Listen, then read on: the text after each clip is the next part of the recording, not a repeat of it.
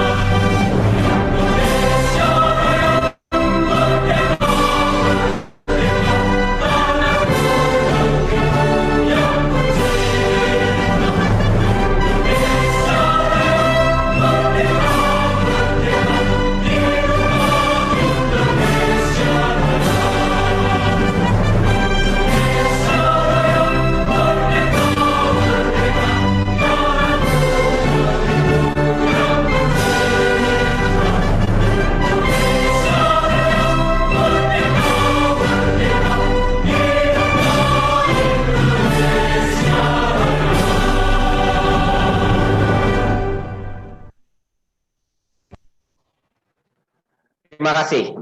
ICSB adalah organisasi non-profit internasional yang memiliki perhatian pada pendidikan, penelitian, serta pertukaran ide untuk mengembangkan pelaku usaha mikro, kecil, dan menengah di dunia. ICSB Indonesia sendiri telah memiliki kepengurusan di 12 wilayah atau provinsi. Hadirin sekalian, kita saksikan terlebih dahulu bersama-sama himne ICSB.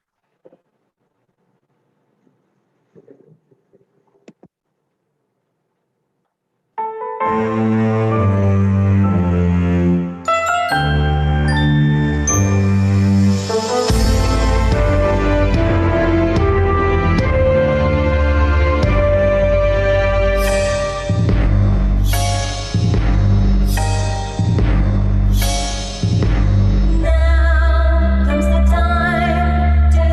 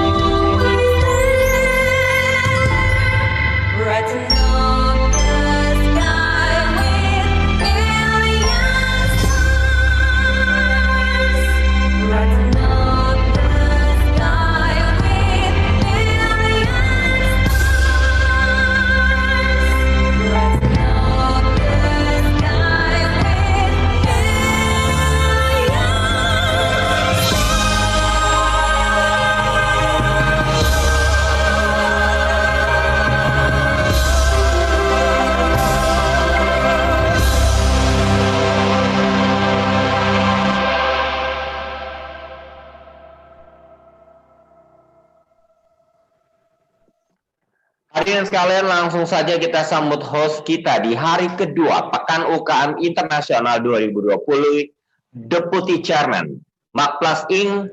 Bapak Taufik. Silakan Pak Taufik. Terima kasih Pak Kinus Kusuma. Kita tahu bahwa krisis yang dipicu oleh COVID-19 itu adalah krisis yang luar biasa, krisis yang mungkin tiada bandingannya. Krisis keuangan global tahun 2008 maupun krisis ekonomi pada tahun 1998 itu nggak ada bandingannya dengan krisis yang sekarang dipicu oleh COVID-19. Salah satu tantangannya itu adalah krisis ini memaksa UKM sekarang banyak berjuang. Sementara kalau kita melihat pada tahun 1998 dan bahkan 2008, UKM Indonesia itu adalah sektor yang paling pertama cepat bangkit pada saat Indonesia menghadapi dua krisis tersebut. Tapi kita yakin ini kan UKM Indonesia adalah UKM yang tahan banting, dan itu didukung juga oleh penelitian yang dilakukan oleh para peneliti yang tergabung dalam ICSP. Mereka sudah melakukan kajian dan hari ini mereka akan berbagi kepada kita semua. Tapi sebelum nanti kita akan mendengarkan paparan dari para peneliti yang tergabung dalam ICSP, kita akan mendengarkan dulu paparan dari Profesor Kim Ki-chan. Profesor Kim Ki-chan ini adalah past presiden ICSP Global, dan beliau adalah penemu konsep human entrepreneurship. Mari kita saksikan pesan dari Profesor Kim Ki-chan.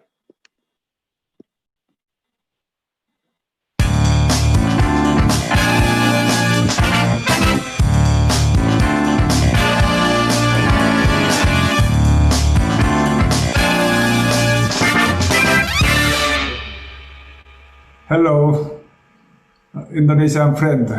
There are many friends in Indonesia, including my spiritual boss, Herman Kartajaya. I like smiling Indonesian.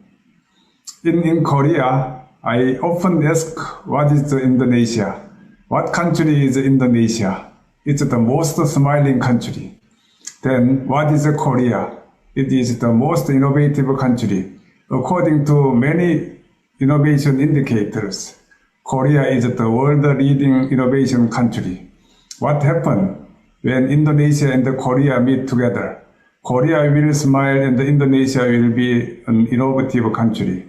Both countries will be the most smiling country and innovative country. As a president of KIMA, Korea Indonesia Management Association, this is my goal. How are you doing on the coronavirus crisis? Shutdown, logout, then we all have to stay in the house. Corona human response is usually in 5 stages. The first stage is shock. Second, anger. Third, resignation. Fourth, adaptation. Then what is the fifth? The fifth step is innovation. Innovation is needed to overcome coronavirus. So entrepreneurship is important. However, we need not traditional entrepreneurship, but humane entrepreneurship. What is the coronavirus teaching us? Corona teaches humanity and humble. In the meantime, we have been arrogant. We have been pursuing too much money and material. We have forgotten people. It is a crisis of humanity. Now is the time to rethink the earth and the people. Human should be more humble and consider the ecology and the nature. Since Corona-19, current capitalism has been challenged. Capitalism 1.0 is liberalism. 2.0 is revised capitalism. 3.0 is neoliberal capitalism. What is capitalism 4.0? Maybe humane entrepreneurship-based capitalism. Humane capitalism. Human-centered capitalism is now needed. It should be shifted from shareholder capitalism to stakeholder capitalism based on humane entrepreneurship. Entrepreneur should pay more attention to inequality and humanity. Entrepreneurs need to be more empathetic and inclusive leaders. The era of digital transformation is coming. At this time, the subject of innovation is people. We need to innovate with human creativity. To do this, empathy, empowerment, and enablement must be supported within the organization. A company with dreams, empathy, empowerment, and enablement is a humane enterprise. Let's build a humane enterprise and a human-centered society together. COVID-19 make humane entrepreneurship more relevant. Thank you very much.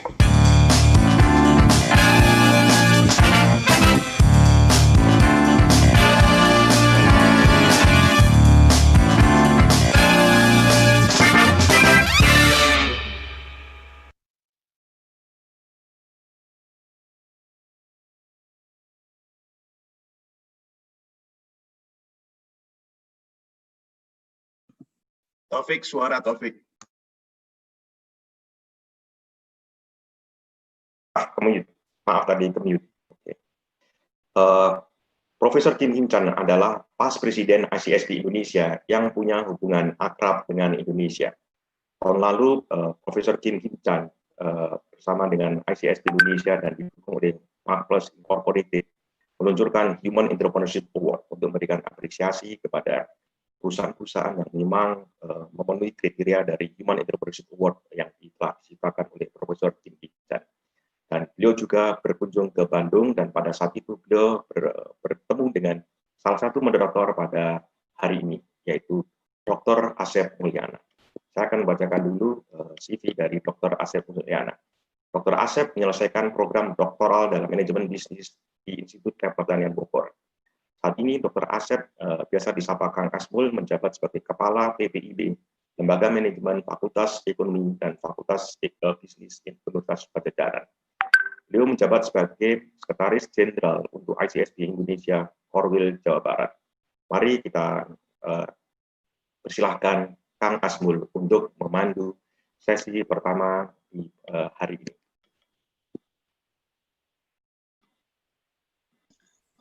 Bismillahirrahmanirrahim. Selamat pagi teman-teman semua ICSB. Terima kasih Pak. Kita akan membaca tentang diskusi panel hari ini. Diskusi panel pertama adalah tentang permasalahan UKM Indonesia, fakta selama pandemi COVID-19. Pada diskusi panel kali ini kita akan kedatangan 3 narasumber yang cukup hebat dari Jakarta, Bali, dan Jawa Timur. Kami persilakan sebentar lagi adalah dari Ibu Hani. Ibu Hani Nur Latifah adalah akademisi dari Universitas Al-Azhar Indonesia yang juga menjabat sebagai Direktur Manajemen Inovasi Program sejak 2018. Sejak 2011, Ibu Hani aktif melakukan berbagai penelitian terhadap perilaku konsumen, terhadap produk-produk halal dan seputar topik entrepreneurship. Kami persilakan Ibu Hani Nur Latifah SPI MM, kandidat doktor dari Institut Pertanian Bogor. Silakan Ibu Hani. Assalamualaikum warahmatullahi wabarakatuh. Waalaikumsalam warahmatullahi. Terima kasih kesempatannya guru saya Profesor Asep Mulyana. Terima kasih saya diundang di acara yang hebat ini. Sebelumnya saya Hani dari Universitas Al-Azhar Indonesia. Kita tahu bahwa dengan terjadinya pandemi COVID-19 ini sudah banyak melakukan perubahan pada tatanan hidup manusia sekarang ini. Jadi kita tahu terutama UKM ini yang paling terdampak kalau nggak salah datanya hampir 40.000 UKM yang terkena dampak ini. Saat ini saya mencoba untuk, karena kami dari sisi peneliti, kami mencoba untuk sedikit menggali sebenarnya untuk para pengusaha UKM yang hebat yang masih bertahan saat ini dan masih bersemangat gitu ya. Tentu saja yang sudah bergabung di sini adalah orang-orang yang masih bersemangat untuk maju gitu meskipun dalam kondisi yang kurang baik. Dengan kaitannya dengan model yang kami kembangkan di Universitas Al-Azhar Indonesia. Jadi sebelumnya kami di Universitas Al-Azhar Indonesia, kami punya yang namanya Muslimpreneur Center. Ini adalah lembaga yang pusat studi yang dikembangkan kerjasama antara Universitas Al-Azhar Indonesia dengan ICSB Indonesia. Jadi waktu peresmiannya Mr. Ahmad Osman tahun lalu juga kebetulan dan Prof. Kim Kican juga hadir dalam peresmian Muslimpreneur di Universitas Al-Azhar Indonesia. Kalau gitu saya mulai bahwa sedikit mengulas tentang bagaimana pandemi COVID-19 ini jika dilihat dari model Muslimpreneur yang coba dikembangkan di Universitas Al-Azhar. Boleh slide-nya?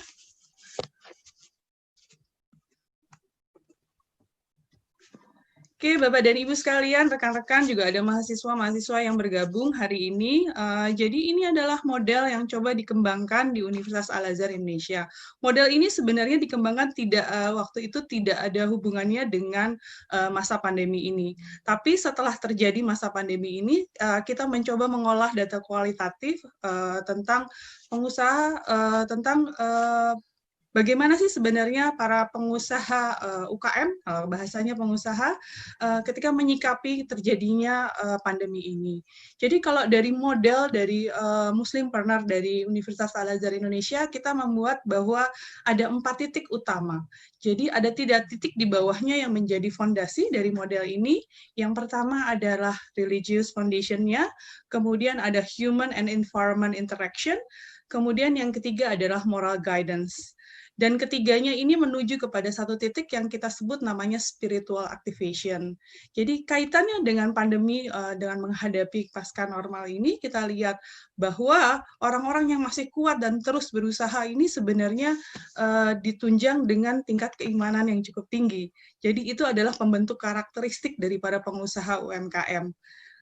Meskipun kita sama-sama susah, tapi kita nggak boleh berhenti. Katanya menyerah adalah bukan pilihan. Ini adalah bagian dari keimanan yang mereka yakini. Kemudian yang kedua, kita masuk kepada human and environment interaction, di mana bahwa di sini kita muncul saat ini bahwa terjadi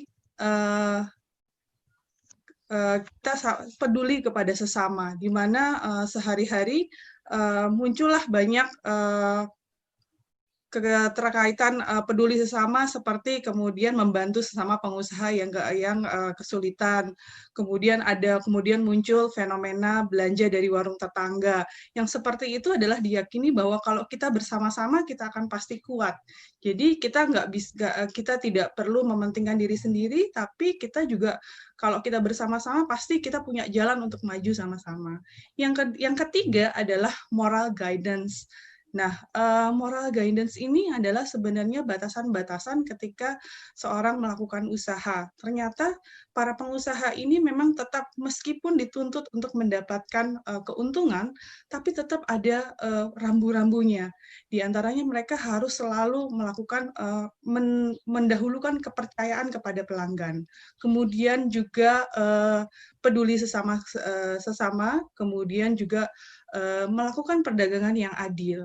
Kita tahu kemarin ada muncul kasus pendimumanan masker. Itu pasti akan sangat tergoda sekali dengan keuntungan yang akan didapatkan dengan pada situasi tersebut. Namun para pengusaha ini malah tetap menjaga bahwa meskipun ada peluang untuk mendapatkan keuntungan yang lebih, mereka tetap punya guidance yang kuat bahwa kita harus menjalankannya dengan cara yang baik.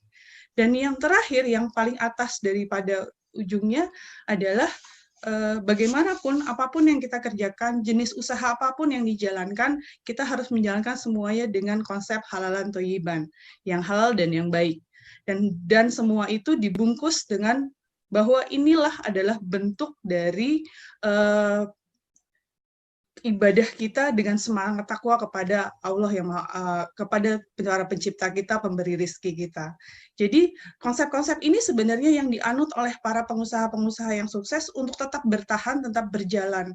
Dan koridornya inilah yang dipakai sehingga mereka tetap kuat dan kemudian tetap yakin bahwa situasi ini akan lebih baik dan kita akan bisa masuk ke new normal tadi. Selanjutnya, next slide-nya. Jadi, saya banyak sebelumnya melakukan beberapa penelitian tentang perilaku konsumen di Indonesia tentang keputusan pembelian produk-produk halal. Yang unik kadang-kadang kalau konsumen di Indonesia sebelum terjadinya COVID ini memang harus halal. Mereka sangat yakin bahwa ketika mengkonsumsi produk itu harus halal. Tetapi ketika dalam pengambilan keputusan biasanya kondisi halal ini akan menjadi urutan kesekian. Tetapi dengan masuknya dengan kondisi pandemi ini ternyata gitu ya, banyak orang-orang yang membutuhkan produk yang halal karena ternyata halal ini dari penelitian sebelumnya direfleksikan sebagai adalah selain dia halal secara agama, tetapi dia direfleksikan adalah sebagai produk yang baik untuk kesehatan dan diolah secara higienis, baik itu makanan, baik untuk maupun jasa, pokoknya tidak membahayakan kesehatan. Dan kesehatan ini yang sekarang saat jadi momen yang sangat penting buat semua orang. Yang kedua adalah konsumen di Indonesia sekarang akan mulai lebih religius. Ini adalah peluang gitu ya, bagi brand-brand yang membungkus brandnya dengan value nilai-nilai religius apapun. Sehingga dengan brand-brand yang punya nilai religius punya peluang sangat besar untuk bersaing di pasca new normal ini. Jadi kalau saya prediksi banyak brand-brand Muslim Indonesia yang akan mendominasi, bahkan mungkin bisa diekspor ke luar negeri. Yang terakhir, saya next slide. Jadi selain dari sisi konsumen pemahamannya, kita juga harus mendapat bantuan dari pemerintah, terutama karena kaitannya tadi dengan halal. Kita tahu bahwa pengurusan sertifikat halal itu bukan sesuatu yang mudah, gitu ya. Saat ini regulasinya juga masih banyak mungkin kurang kejelasan untuk bagi para pengusaha UMKM. Kemudian BP POM untuk label PIRT dan sebagainya. Kemudian juga dengan alokasi anggaran untuk membina UMKM. Saya kirakan dari pihak swasta gitu ya, mungkin anggaran CSR bisa dikaitkan untuk melakukan pembinaan dan pelatihan UKM terkait dengan halal dan higienitas. Kemudian kita juga saling bersama menjadi partner supaya saling menjaga supaya produk UKM kita semakin kuat dan semakin bisa maju tidak juga di Indonesia, juga bisa di luar negeri. Dan paling penting adalah sekarang adalah strategi untuk bertahan dulu gitu ya sebelum kita masuk ke new normal. Boleh ditahan dulu Bu Hani, nanti kita wawancara selanjutnya ya. Ya, terima kasih Prof. Terima kasih Ibu Hani, ini menarik ya, pokoknya ujung-ujungnya halal ya. Nah, berikutnya pembicara yang kedua, ini tidak kalah pentingnya dan beliau adalah seorang ahli marketing di Warmadewa Universitas. Beliau sebagai kepala inkubator Universitas Warmadewa. Beliau juga aktif menulis tentang perilaku konsumen. Ibu Dr. Niluh Putu Indiani, SMM. Beliau adalah lulusan dari Dr. Science Management di Universitas Udayana. Kami persilakan dan dipanggilnya Ibu Indi. Ibu Indi, silakan waktu Ibu 10 menit.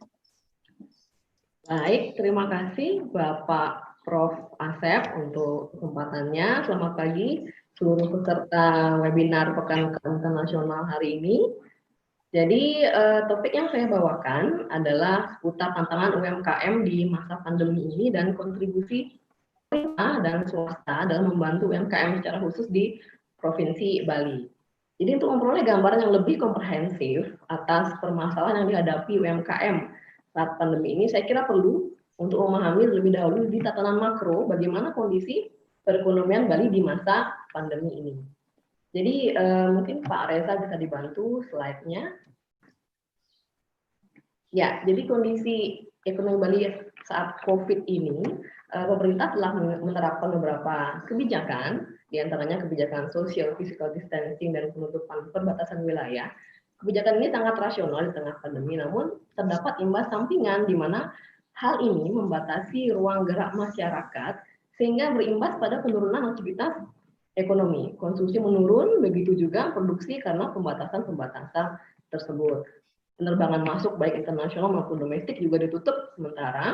Hal ini menyebabkan kunjungan wisatawan ke Bali turun drastis sebesar 93% per April 2020 year on year.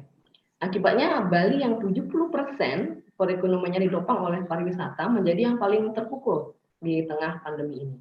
Kekosongan turis ini menghantam industri yang berkaitan langsung dengan pariwisata, yaitu perhotelan, desa wisata, agen perjalanan, transportasi, restoran, souvenir, dan lain sebagainya. Pariwisata Bali ini berpotensi merugi hingga 138 triliun.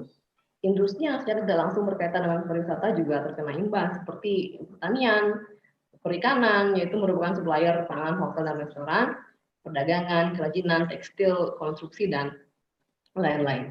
Jadi kemerosotan yang tajam dalam hal pendapatan di hampir semua sektor membuat PHK dan kebijakan merumahkan karyawan menjadi tidak terelakkan, Prof. Asep. Jadi data dari Disnaker Provinsi Bali per 30 April menyebutkan sebanyak 1.542 pekerja PHK dan 60.250 pekerja dirumahkan. Sumber penghasilan yang menurun atau bahkan sama sekali nggak ada ini menurunkan daya beli masyarakat Bali. Akibatnya perekonomian Bali kuartal 1 2020 terkontraksi hingga minus 1,14 year on year. Sektor dengan penurunan paling dalam yaitu akomodasi, makanan dan minuman, transportasi, dan perdagangan. Bali sendiri tidak pernah mengalami penurunan setajam ini sejak 22 tahun, yaitu sejak krisis moneter 98. Dan untuk pariwisata, peristiwa ini dapat dikatakan sebagai yang terburuk. Bali sudah beberapa kali mengalami krisis pariwisata saat SARS, bom Bali pada 2002 dan 2005, erupsi Gunung Agung juga pada 2017, dan dibandingkan krisis sebelumnya, pelaku pariwisata menyebut krisis di tengah wabah virus corona ini sebagai yang terburuk, karena kunjungan wisatawan turun begitu drastis dan sudah berlangsung berbulan-bulan. Kemudian yang ingin saya bahas kemudian adalah bagaimana dampak COVID ini terhadap UMKM Bali dari kajian yang sudah kami lakukan. Jadi karena pariwisata menjadi sektor yang paling besar dalam perekonomian Bali, perusahaan besar maupun UMKM yang berkecimpung dalamnya juga cukup banyak di sektor pariwisata langsung maupun penunjang pariwisata. Karena UMKM Bali lebih banyak mengandalkan pergerakan pariwisata dan konsumsi domestik, sehingga saat ini di mana pariwisata tidak beroperasi sama sekali dan konsumsi domestik menurun akibat daya beli masyarakat melemah, UMKM ini terkena imbas yang cukup parah dan terancam bangkrut. Jadi ini berbeda dari krisis 98 dan 2008 sebelumnya, di mana ini UMKM terkena imbas yang paling parah, saya kira. Kemudian data dari Dinas Koperasi dan UMKM Provinsi Bali per 16 April 2020, jumlah UMKM yang terdampak COVID-19 ini mencapai 18.583. Kemudian dari kajian kami, masalah yang memang dihadapi oleh UMKM di Bali adalah yang pertama yang paling banyak dilaporkan adalah penurunan omset. Jadi hampir 100% penurunan omset untuk UMKM di sektor pariwisata. Ini terdampak oleh kelesuan pariwisata dan daya beli masyarakat yang menurun. Kemudian permasalahan yang kedua adalah di tengah cash flow yang terganggu, UMKM masih terbebani dengan biaya tetap seperti pinjaman, sewa lahan, listrik, internet, tenaga kerja, iuran asuransi dan kesehatan, dan pensiun. Walaupun ada kebijakan relaksasi kredit, faktanya di lapangan tidak semua UMKM menerima manfaat karena bank di sisi lain juga perlu menjaga cash flow-nya. Dan keringanan yang diberikan itu 6 bulan, dan yang menjadi kekhawatiran adalah efek pandemi ini bisa lebih dari 6 bulan, di samping juga kapan pandemi ini berakhir sangat unpredictable. Permasalahan selanjutnya adalah kelangkaan bahan baku atau bahan baku menjadi mahal karena supply chain ini terganggu akibat pembatasan nasional dan lockdown di beberapa negara. dan juga depresiasi nilai tukar rupiah mengakibatkan produksi menjadi terhambat. Bagi UMKM yang bergantung pada bahan baku impor seperti tekstil, harus menghadapi mahalnya bahan baku karena nilai tukar rupiah saat ini melemah. Jadi bahan baku mahal di tengah menurunnya daya beli masyarakat ini kesulitan yang luar biasa, Prof. Asep. Kemudian karakteristik UMKM yang putaran cash flow-nya cepat, artinya pendapatan hari ini untuk modal produksi esok atau jangka pendek, juga membuat produksi tersendat karena omset UMKM yang diputar kembali untuk berproduksi menjadi berkurang signifikan. Permasalahan berikutnya adalah distribusi terhambat akibat pembatasan dan lockdown di beberapa negara, mengakibatkan produk tidak tahan lama ini cepat rusak. Kemudian masalah berikutnya adalah ekspor menurun karena daya beli global melemah. Ini berimbas pada penurunan pendapatan UMKM yang berorientasi ekspor. Pariwisata termasuk berbasis ekspor, pakaian dan sepatu, kerajinan, perhiasan, dan industri yang bersifat tersier ini menurun sekali permintaannya. Di samping itu harga komoditas juga turun sebagai imbas dari melemahnya permintaan global. Kemudian di ranah pengelolaan SDM, WFA atau work from home yang tergolong kebijakan baru membuat UMKM belum bisa maksimal memantau produktivitas karyawan. Dan terakhir, UMKM yang bergantung pada pinjaman ditambah cash flow yang seret dan masih terbebani biaya tetap, dikhawatirkan UMKM ini tidak memiliki ketersediaan dana cadangan untuk restart kembali saat recovery atau masa new normal nanti. Kemudian saya mencoba mempropose solusi yang dapat diterapkan. Jadi yang pertama, dari pemerintah sudah menerapkan juga kebijakan yang cukup patut diapresiasi dari segi ekonomi, yaitu yang pertama adalah dari aspek kesehatan, kemudian insentif untuk UMKM, ini terdiri atas pembebasan pajak THR, PPh 21, dan yang lain-lain, dan juga penundaan pembayaran pokok dan bunga untuk semua skema KUR terdampak COVID selama 6 bulan. Pemerintah juga memberikan jaring pengaman sosial, yaitu menaikkan bantuan program Keluarga Harapan, kemudian bantuan kartu prakerja dinaikkan untuk mengcover 5,6 juta pekerja informal, kemudian pembebasan biaya listrik juga sudah dilakukan. Pemerintah juga sudah melakukan strategi pemulihan ekonomi dengan menggelontorkan 150 triliun stimulus untuk membiayai restrukturisasi kredit, pembiayaan UMKM, untuk menjaga daya tahan ekonomi. Di Bali sendiri, Pemprov Bali juga memberikan bantuan untuk koperasi kurang lebih bagi 4.000 koperasi dengan nilai kurang lebih 10-30 juta. Ini untuk meringankan biaya operasional dan bunga pinjaman koperasi. Pemprov Bali juga memberikan bantuan biaya kuliah bagi mahasiswa yang membutuhkan di seluruh Bali. Pemkab juga sudah memberikan bantuan langsung tunai bagi pekerja-pekerja yang terdampak COVID. Saya kira kedepannya untuk di Bali perlu dipikirkan juga langkah-langkah penguatan sektor lain seperti industri kreatif, kerajinan, produk ramah lingkungan, kesenian, aplikasi-aplikasi teknologi informasi, dan juga agribisnis untuk menopang ekonomi Bali ke depannya. Jadi belajar dari krisis saat ini di mana Bali menjadi yang paling terpukul karena komposisi pendapatan daerah didominasi oleh sektor pariwisata. Dari sisi swasta dan asosiasi ini juga berperan Prof. Asep dalam membantu UMKM dan masyarakat. Yang pertama mereka melakukan CSR dan penggalangan dana, yaitu pemberian bantuan paket sembako bagi pekerja pariwisata terdampak COVID, pekerja informal, pedagang kecil harian. Ini juga yang dilakukan oleh kami di Warma Dewa. Jadi kami Sivitas Unwa memberikan donasi untuk membantu mereka yang membutuhkan. Jadi kami waktu itu menyalurkan sekitar 1.000 paket sembako bagi pedagang harian dan pekerja harian dan pedagang kecil juga. Saya rasa semangat gotong royong ini menjadi ciri khas bangsa Indonesia, sekaligus modal sosial yang bernilai di masa sulit ini, Prof. Asep. Di mana langkah ini juga berkontribusi dalam menjaga daya beli masyarakat sehingga aktivitas ekonomi masih tetap berjalan, sehingga UMKM yang melayani pasar domestik tetap memiliki pendapatan saat ini. Selain itu dari sisi swasta juga. Maaf. Ya, terima kasih Bu. Baik, terima kasih Prof. Asep. Ya. Closingnya Bu sedikit. Ya, closingnya adalah ya dari sisi UMKM sendiri juga perlu melakukan suatu langkah-langkah. Jadi tidak hanya dari pemerintah, UMKM juga perlu melakukan beberapa strategi dalam hal marketingnya, yaitu e-marketing, kemudian melakukan e-business, pivot ke industri yang lebih stabil dan juga menyiapkan SOP untuk beroperasi di new normal. Saya kira itu Prof. Asep. Jadi untuk recover ini tidak hanya pemerintah saja yang perlu memberikan langkah-langkah, tapi UMKM juga perlu aktif untuk bisa beroperasi kembali atau shifting dan tetap produktif seperti itu. Oke. Terima kasih Ibu Indi, Ibu Dr. Indi ini sangat produktif di Bali ya. Nah, berikutnya ini pembicara yang tidak kalah hebat adalah Bapak Haji Muhammad Alaik Al-Fajri. Beliau kalau kita sapa dengan orang Jawa Timur Gus, jadi Gus Alaik. Selamat pagi Gus Alaik. Assalamualaikum. Beliau adalah koordinator bidang pengembangan produk pesantren dalam organisasi One Village, One Pesantren, One Product (OPOP) yang dikembangkan bersama Universitas Nahdlatul Ulama Surabaya. Beliau sebagai dosen juga di Universitas Nahdlatul Ulama Surabaya. Pak Alaikal juga, Gus Alaikal juga aktif dalam organisasi kewirausahaan seperti Pengusaha Wirausaha Muda, Indonesia Islamic Business Forum, Yayasan Penguatan Pondok Pesantren Indonesia. Waktu kami persilakan untuk Bapak Gus Alaik. Mangga, Gus Alaik.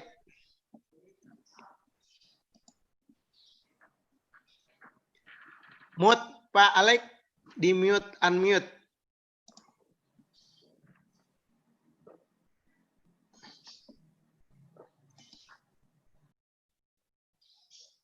Gus, ya. Oke. Bismillahirrahmanirrahim. Assalamualaikum warahmatullahi wabarakatuh. Waalaikumsalam warahmatullahi wabarakatuh. Terima kasih atas undangan daripada ICSB dan rekan-rekan dari perguruan tinggi beserta teman-teman UMKM di seluruh kabupaten, kota di seluruh Indonesia. Dan mohon maaf, ini karena tugas dari Ibu Gubernur melalui Bulog untuk memitigasi sembako di wilayah Banyuwangi untuk hal ini sarden, maka kami masih berada di jalan ini belum bisa seperti halnya teman-teman yang ada di perguruan tinggi yang lainnya. Mungkin untuk itu perkenankanlah kami mohon izin pada para profesor, para doktor yang telah bergabung pada pagi hari ini. Menarik apa yang sudah disampaikan oleh beberapa pembicara sebelumnya. Kami akan fokus pada role model bisnis ekonomi pesantren berbasis kawasan dengan ketahanan pangan dengan memakai base pertanian yang terintegrasi. Maka besar harapan dari apa yang sudah dilakukan oleh pemerintah itu saya kira sudah maksimal. Tapi bagaimana kita bisa bertahan di tengah COVID ini, maka kita harus kembali pada komoditi utama di lingkungan masyarakat kita. Dan itu tidak lepas dari pangan. Oleh karenanya, ketika bicara tentang wabah, maka hal yang paling penting untuk segera dilakukan langkah-langkah itu adalah bagaimana swasembada pangan di lingkungan masyarakat kita, di lingkungan keluarga kita, sehingga kita menjadi masyarakat yang merdeka terhadap pangan. Dan itu tidak mudah karena di masa pandemi ini harga pasar sekarang naik turun. Harga gula kemarin sebelum Ramadan itu sampai tembus 18.500. Kemudian sekarang dengan adanya kebijakan-kebijakan pemerintah, maka ini sudah mulai turun di angka 12.500 sampai 13.000. Dan itu sangat membantu sekali di sektor usaha. Maka pada tantangan sektor pertanian di masa pandemi ini, maka perlu didepankan untuk bisa bagaimana harga pasar dan pertanian, supply and demand-nya itu menjadi sehat. Maka bagaimana menjadi sehat apabila lahan pertanian kita tidak sehat. Maka oleh karenanya harus ada yang terconnecting untuk menjadi trigger. Maka harus ada hubungan antara Gapoktan, wirausaha pertanian untuk melingkagekan integrated farming, eco farming, ataupun agrowisata, ataupun industri, compositioning untuk biogas, educatourism, maka itu akan menjadi kapitalisasi ekonomi pelaku ekonomi pesantren sebagai infrastruktur papan utama dalam hal pengembangan swasembada pangan. Maka oleh karenanya harus berbagi peran ini. Siapa yang menjadi regulator, siapa yang menjadi operator. Maka linkage daripada sektor UMKM tidak lepas dari bahan baku.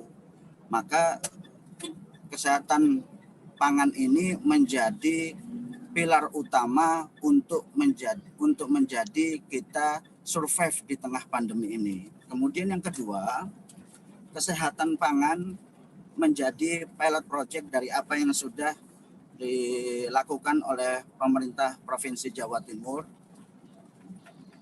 dengan adanya lumbung pangan Jatim. Itu sangat membantu masyarakat di tengah pandemi ini dengan mendapatkan sembako-sembako murah di tengah pandemi ini, dan itu bisa terintegrasi pada sistem yang sudah dikembangkan oleh Provinsi Jawa Timur. Maka melalui OPOP, One Pesantren, One Product, kami mencoba untuk kita buatkan platform untuk warung virtual di lingkungan pondok-pondok pesantren atau masyarakat di lingkungan pesantren untuk mau survive di tengah pandemi ini dengan mengedepankan swasembada pangan. Maka tenaga kerja pun yang ketiga, tenaga kerja pun juga tidak lepas dari masa yang sulit ini. Bagaimana kita bekerja dengan baik apabila tidak didukung oleh APD dan juga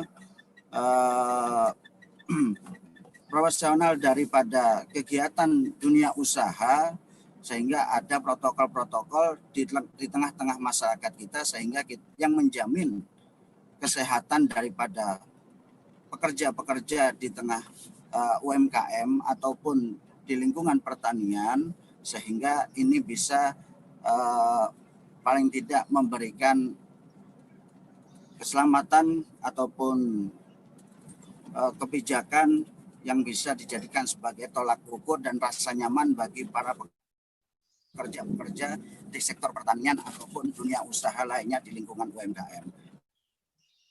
Maka untuk tantangan sektor pertanian yang bisa kami close-kan pada poin yang kelima, yaitu gangguan lainnya, populasi yang jarang dari perjalanan social distance ini juga tidak bisa dilakukan di masyarakat middle low, karena itu merupakan bagian daripada kawasan masyarakat pedesaan. Tidak bisa kita juga menjadikan mereka harus mau untuk disiplin untuk bisa menjadikan ini di masa pandemi ini tidak bekerja 1 minggu, 2 minggu, sampai 2 bulan sekarang ini. Maka apa yang mereka kerjakan bagi di lingkungan dunia pertanian ya seperti biasa.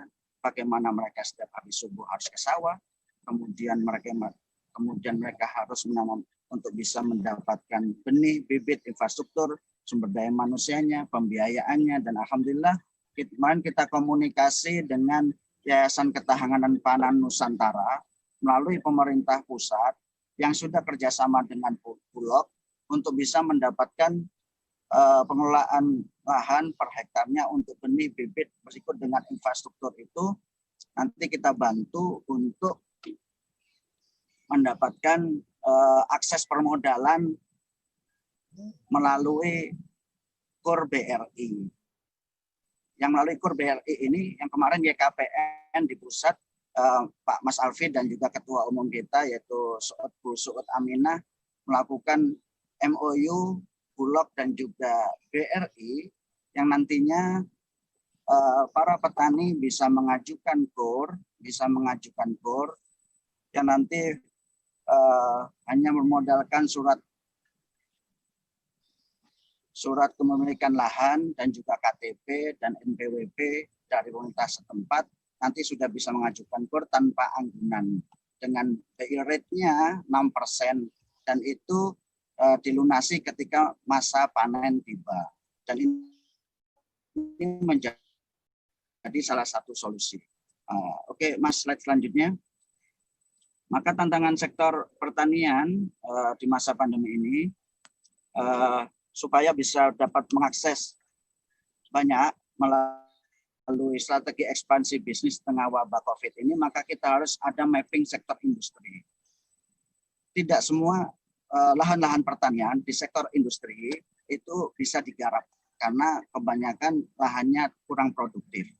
Maka ada bentuk pembiayaan yang sekiranya nanti bisa dijadikan sebagai peluang yang baik bagi para petani-petani kita di sektor pertanian yang berbasis kawasan, Lumajang di sektor perkebunan apa, kemudian Malang di sektor pertanian apa, sehingga nanti kita mitigasi dengan akses data pertanian dan melakukan survei pertanian, sehingga nanti kita CSR Bulog itu kita nanti fokuskan pada kesejahteraan para petani-petani dengan memberikan CSR untuk pendidikan para anggota keluarga petani berikut dengan kesehatan petani.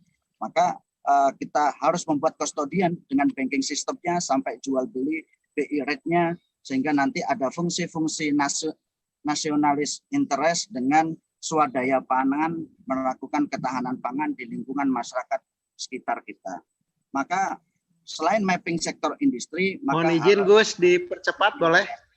Siapa yang menjadi agregator untuk pertanian padi, siapa yang menjadi ektor di jagung, siapa, ini semuanya harus terintegrasi dalam marketplace e-Bulog melalui e-logistik, sehingga kita tracking 1 tahun sampai 1 tahun setengah, sehingga adanya efisiensi di tengah pandemik ini melalui penyaluran KUR syariah melalui mitra YKPN, yaitu Yayasan Ketahanan Pangan Nusantara. Melalui penyaluran KUR itu nanti seperti pesantren ataupun komunitas halal, nanti kita akan bantu di Koperasi dan UMKM Provinsi Jawa Timur untuk mereknya, kita daftarkan mereknya, kita daftarkan PIRT-nya, kita daftarkan BP POM-nya. Kemudian semuanya itu gratis dengan termasuk sertifikat halal SNI. Nanti akan kita bantu semua para pelaku-pelaku UMKM berbasis pondok pesantren ataupun masyarakat di lingkungan pesantren yang nantinya melalui program One Pesantren One Product nanti kita bantu mitigasi dan sertifikasi yang dibutuhkan para pelaku-pelaku UMKM sehingga nanti bisa tercover kemudahan mereka untuk bisa menjual secara go public dengan standar-standarisasi yang ada di lingkungan UMKM. Next slide, Mas. Maka oleh karenanya bisa dipercepat, kita Pak. coba nih melalui BUMDes untuk bisa memberikan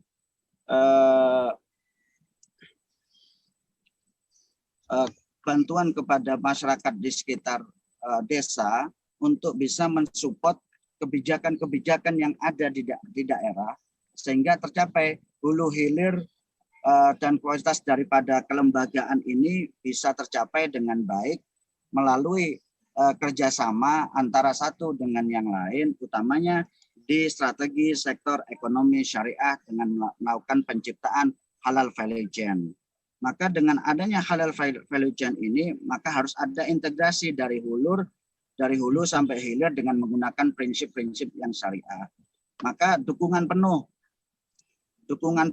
apa yang sudah dilakukan oleh pemerintah Provinsi Jawa Timur, besar harapan itu nanti bisa terintegrasi apa yang menjadi kebutuhan masyarakat sekitar pesantren ataupun masyarakat di tengah pandemi ini untuk bisa mengakses kegiatan-kegiatan usaha yang ada yang dilakukan oleh Dinas Disperindak Provinsi Jawa Timur atau Dinas Koperasi dan UMKM Provinsi Jawa Timur dengan melalui role model bisnis ekonomi pesantren berbasis kawasan dengan pola ketahanan pangan base pertanian yang terintegrasi. Mungkin Terima kasih Pak. Itu Mas Joko untuk prolog pada pertemuan sesi kali ini. Demikian. Terima kasih nih Cak Alaik ya. Cak Alaik ini. Baik Bapak Ibu semua, menarik sekali pemaparan dari Ibu Hani, Ibu Dr. Indi dan juga Cak Alaik. Ujungnya adalah bagaimana halal value chain, kemudian gotong royong tadi Ibu Indi dan Muslimpreneur. Nah, saya ingin menggali lebih jauh nih. Kebetulan kita punya masing-masing satu pertanyaan kepada Bapak Ibu. Untuk Ibu Hani ya, menurut Ibu Hani, apakah aspek di pasca normal ini kan tadi ada beberapa aspek yang kurang yang baik dan juga yang tidak baik di pasca normal ini menjadi peluang bagi Muslimpreneur. Nah, jadi peluang bagi Muslimpreneur itu buat Ibu Hani. Kemudian untuk Ibu Dr. Indi, kalau kita melihat UKM di Bali dalam mempersiapkan era new normal, bagaimana persiapannya? Kemudian bagaimana sih pengusaha di Bali ini menghadapi tantangan atau peluang bisnis yang baru? Mohon dieksplor. Pak Cak Alaik, menurut Cak ini produk yang menarik di UMKM Jawa Timur untuk menyambut new normal itu apa ya kira-kira yang kira-kira penting dikembangkan di UMKM Jawa Timur? Barangkali itu mohon tanggapannya dari Ibu Hani dulu, mangga. Oke, terima kasih Prof. Asep. Kalau menurut saya tadi memang karena dengan pandemi ini perilaku konsumen berubah drastis gitu ya, pastilah peluang-peluang produk yang mempunyai sertifikat halal saat ini sangat besar. Ya, karena tadi orang mulai sangat concern, yang pertama sebenarnya kesehatan, tapi karena halal itu ternyata sudah mewakili include semuanya, baik dari kualitas, kesehatannya juga, kemudian diprediksi tidak membahayakan kesehatan kita. Yang sekarang orang ini yang peduli adalah kita harus sehat, harus kuat dulu gitu kan ya. Baru kita pikirkan apakah itu brandnya terkenal ataukah harganya lebih murah atau lebih mahal. Pokoknya yang penting harus sehat dulu. Jadi dengan memiliki label halal gitu ya, pastilah gitu ya konsumen akan memilih gitu. Diutamakan pokoknya lebih halal, tidak lagi mementingkan brandnya. Kalau menurut saya jadi produk-produk itu pasti punya peluang yang lebih tinggi. Itu Prof. Siap. Oke, terima kasih Ibu Hani. Untuk Ibu Indi, silakan Bu Indi.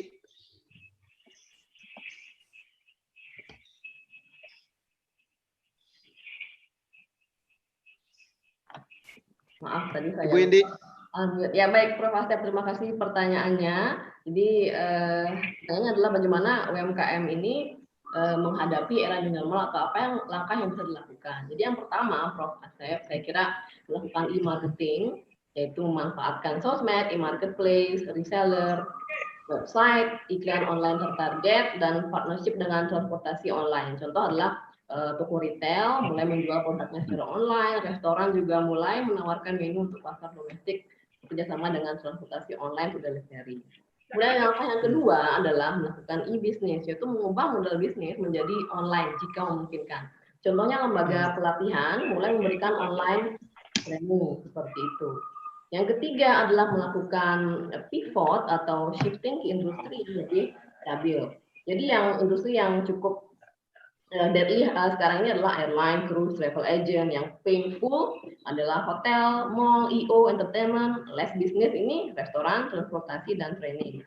Yang stabil adalah pendidikan, pangan, supermarket, apotek, dan yang positif ini produksi masker, sanitizer, dan online seller. Jadi survival rate dari UMKM ini ditentukan oleh kapabilitas dinamisnya untuk melakukan shifting ke sektor yang masih profitable.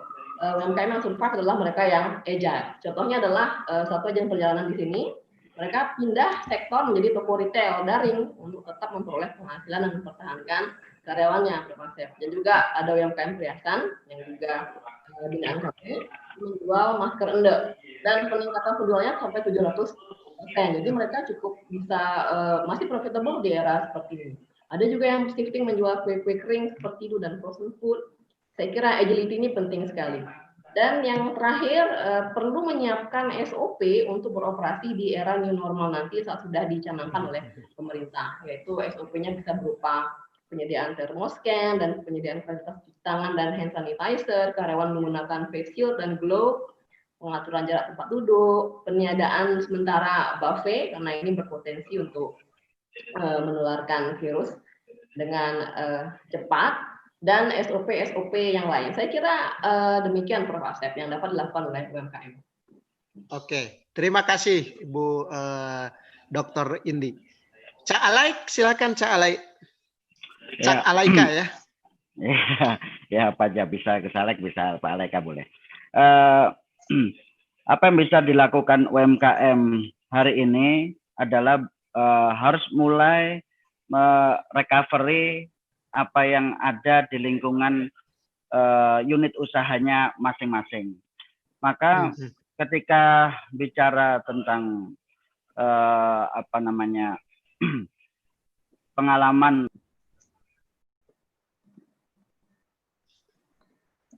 mohon izin speakernya Pak Saalaik. Oh ya, Pak Haji, mohon. Oh ya, makasih Pak Haji. Maaf. Oke. Apa yang bisa dilakukan oleh UMKM selama pandemi ini, misalnya kayak warung makan ataupun restoran, maka itu ada empat yang harus dilakukan. Bagaimana chef ini belanjanya, alatnya, sajinya ini harus sesuai dengan protokol, Kemudian yang ada di pasar pun juga demikian. Bagaimana menghidupi pantry dengan storage court diambil dari satu pesantren dengan pesantren yang lain, ataupun dengan satu komunitas dengan komunitas yang lain sesuai dengan UMKM, maka harus ada berjejaring dengan linked ekonomi virtual. Dengan linked ekonomi virtual, nanti antara satu komunitas dengan komunitas yang lain, maka harus lincah ini menghadapi masalah.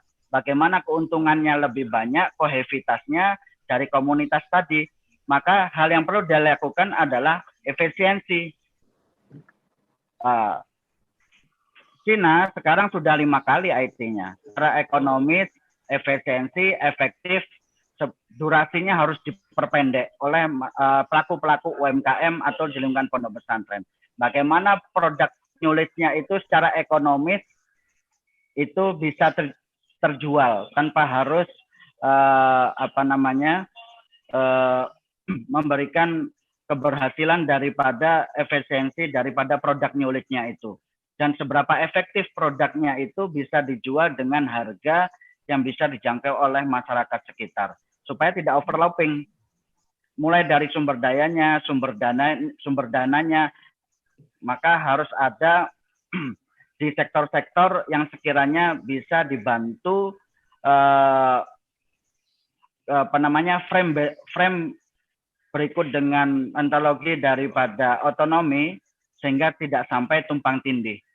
Maka harus ada contoh, ada bukti, segera ditiru keberhasilan UMKM di sektor-sektor unit usaha itu sehingga bisa lebih untuk bisa peningkatan skill secara sains ataupun teknologi. Maka tenaga yang profesional pun juga harus di-hire untuk bisa lebih ekonomis, efisiensi, dan efektif. Sehingga aturan pertama di masa pandemi ini adalah never lose your money. Rule number 2 yaitu kembali pada rule number 1, never lose your money. Karena agregator yang harus dilakukan oleh para UMKM harus bagaimana lebih jeli pada sektor mana saja yang mereka harus mengeluarkan pengeluaran itu sehingga lebih efisien, lebih efektif, kemudian jangan sampai overlapping. Nah, sehingga cash itu tidak sampai hilang di tangan para sektor-sektor usaha, sehingga nanti bisa memberikan paling tidak di lingkungan keluarga ataupun masyarakat sekitarnya, mereka bisa survive di masa pandemi ini untuk 3 bulan ke depan sampai 1 tahun ke depan. Maka para pelaku-pelaku UMKM mulai hari ini harus bisa lebih efisien dalam melakukan kegiatan-kegiatan dilakukan di sektor usaha. Karena McLaren-nya ini juga banyak ini. McLaren untuk bisa mendapatkan keuntungan yang sebesar-besarnya di masa pandemi ini pun juga banyak. Maka tidak cukup faktor-faktor yang ideal yang biasa kita lakukan. Maka harus kembali pada trust tadi itu secara corporate, secara institusi, secara kelembagaan ataupun secara individu. Maka tadi rule number 1 itu tadi, never lose your money. Number 2, back to rule number 1, never lose your money. Saya kira itu bagi para pelaku UMKM. Terima kasih Pak Haji ya, Cak Alaik atau Cak Fajri ya. Jadi ya, boleh. Bapak Ibu semua, saya tidak akan memperpanjang acara ini karena cuma saya meng-highlight dari tadi bahwa dalam bisnis itu tadi kalau kata Pak Cak Alaik itu never lose your money. Jadi uang nomor 1. Bisnis adalah unsur uang. Tetapi kalau kita bicara tadi ini saya garis bawahi ya. Saya garis bawahi bahwa di semua bidang dalam bisnis itu Pak Hermawan Kartajaya selalu mengatakan dan itu adalah sumber yang sudah valid dari teorinya Peter Drucker bahwa dalam bisnis itu cuma 2. Ya, inovasi dan pemasaran. Ya, jadi kalau ada inovasi and marketing. Tadi Ibu Indi juga mengatakan, ayo kita memasarkan dengan yang baru. Kemudian inovasi juga terus dilakukan. Ibu Hani juga mengatakan, ini sekarang saatnya produk halal ke depan. Jadi Bapak Ibu, saya kira UMKM kita tetap terus maju. Ya. Terima kasih Ibu Hani, Ibu Dr. Indi, kemudian Cak Alaik. Untuk itu kami kembalikan ke Pak Taufik. Terima kasih Pak Taufik.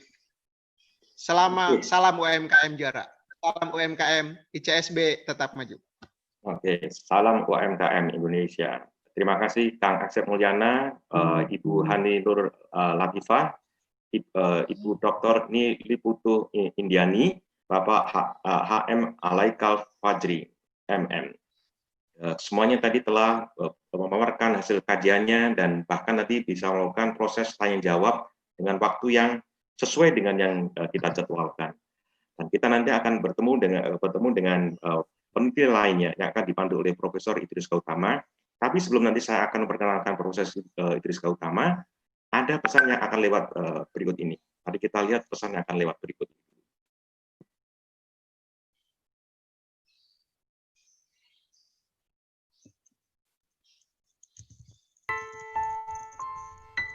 Nggak bawa kartu ATM?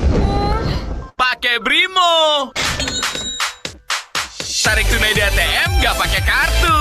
Login keseruanmu, download Brimo sekarang. Brimo.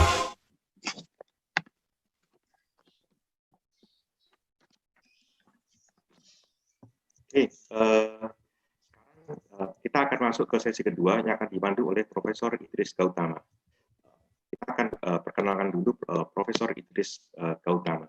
Profesor Idris Gautama menyelesaikan program PhD dalam bidang pemasaran dari University Science Malaysia. Profesor Idris Gautama PhD menjadi fasilitator dan melatih perusahaan dan juga UKM di Indonesia. Saat ini beliau menjabat sebagai Vice President di bidang Research dari ICSB Indonesia. Waktu dan tempat kita persilakan kepada Profesor Idris Gautama.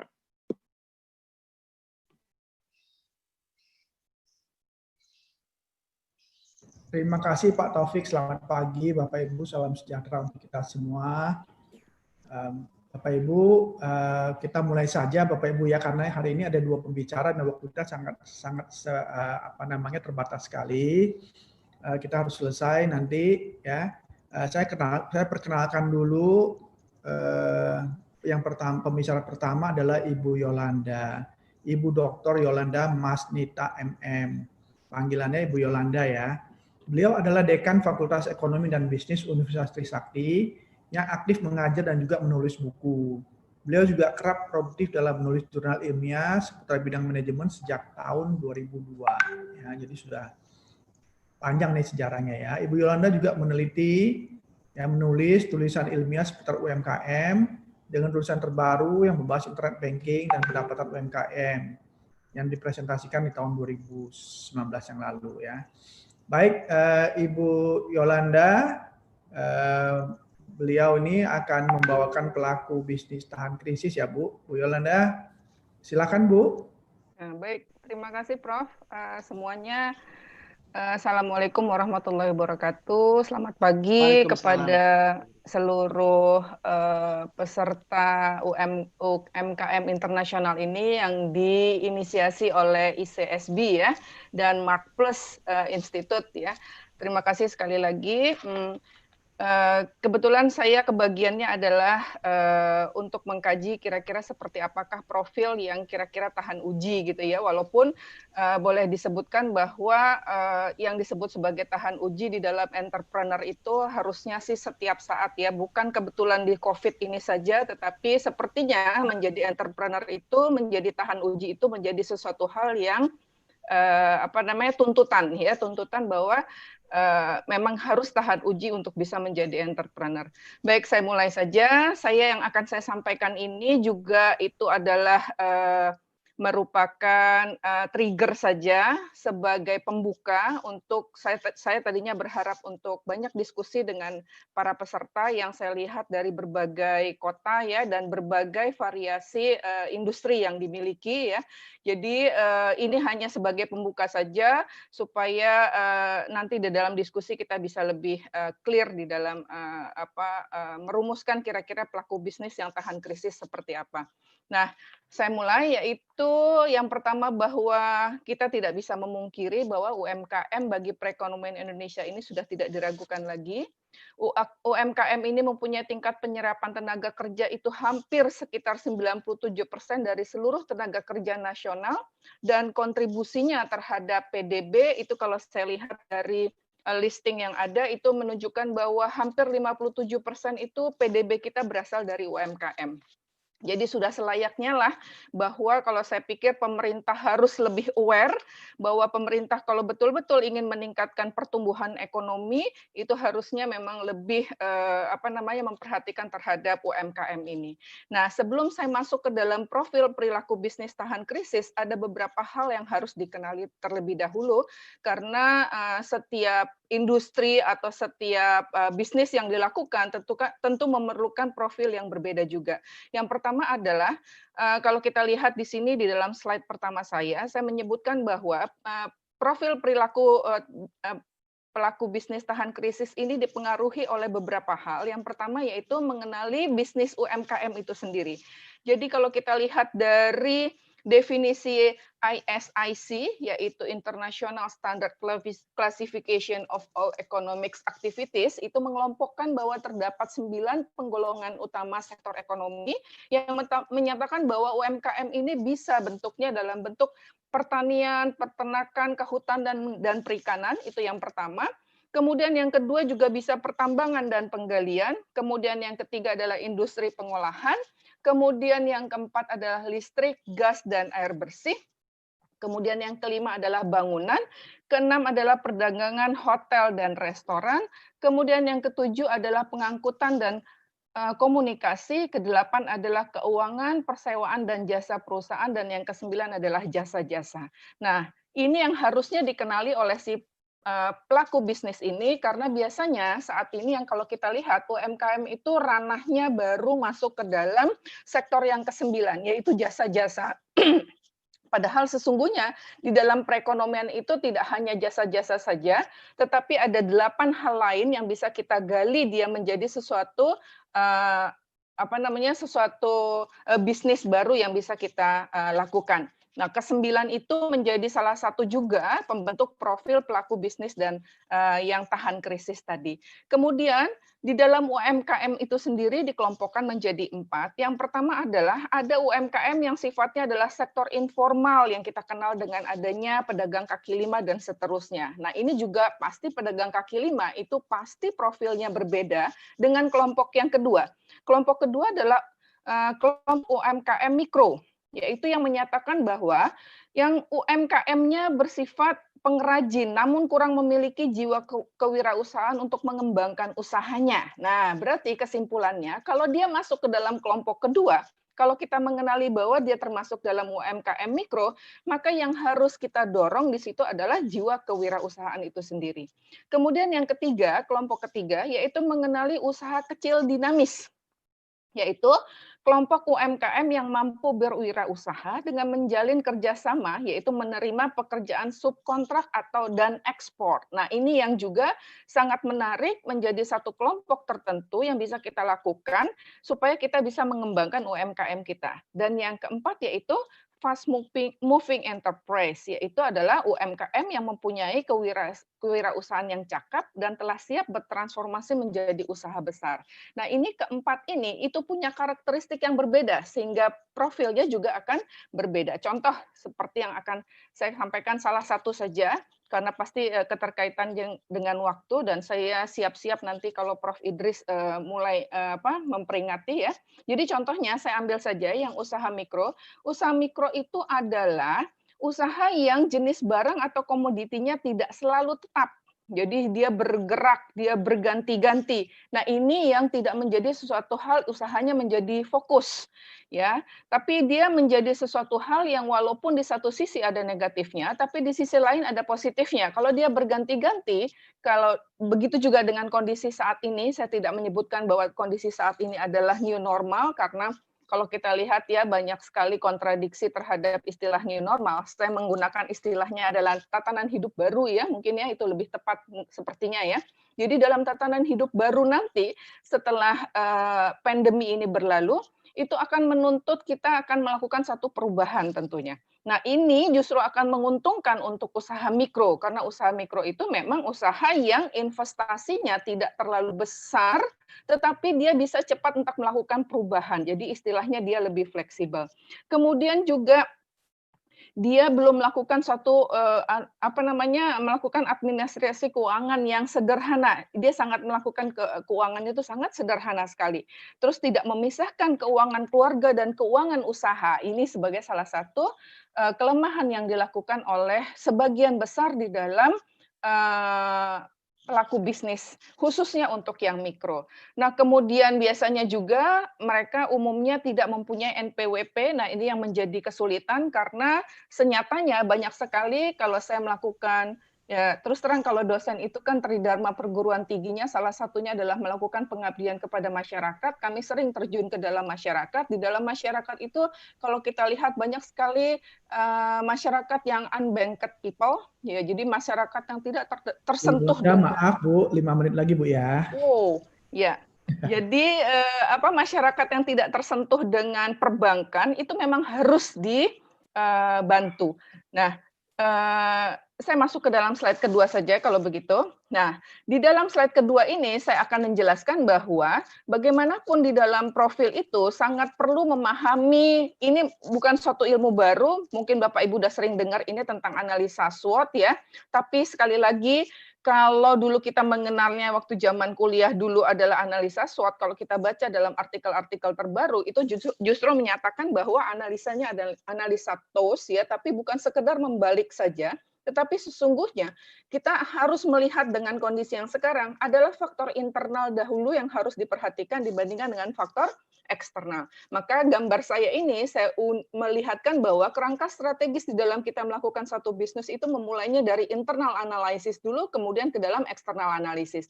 Dan kemudian yang paling penting adalah walaupun ini UMKM sekalipun yang orang pikir ini cuma sekedar pengisi waktu atau iseng-iseng saja, tetap saja dimulai dengan adanya satu visi, misi, dan yang paling penting adalah mempunyai tata nilai. Karena ini semua yang menjadi langkah awal dalam berbisnis UMKM UMKM.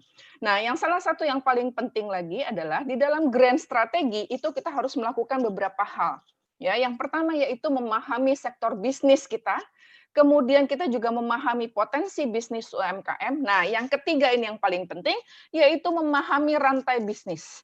Nah, seperti saya ungkapkan tadi di awal, bahwa sesungguhnya ada 9 jenis bisnis yang diakui oleh ISIC, yang menyatakan bahwa setiap bisnis itu punya karakter sendiri, dan setiap karakter itu punya rantai bisnis sendiri. Nah, di dalam rantai bisnis inilah yang harusnya kita memahami kita mau masuk dalam bisnis apa. Jadi kadang-kadang di dalam suatu bisnis usaha itu pelaku bisnisnya hanya fokus pada B2C atau melakukan hanya C2C. Padahal banyak sekali yang bisa dilakukan pada tahapan B2B atau pada tahapan B2G atau G2B ya, dan seterusnya. Itu adalah pasar yang lebih luas yang kalau misalnya dapat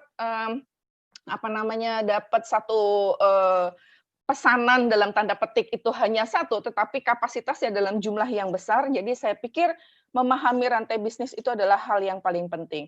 Nah, setelah kita tahu rantai bisnisnya seperti apa, kita akan lihat juga adalah prospek bisnisnya. Nah, yang paling penting lagi adalah kita mengetahui profil daripada finansial ini. Oke, slide yang terakhir mungkin di menit-menit terakhir, ya.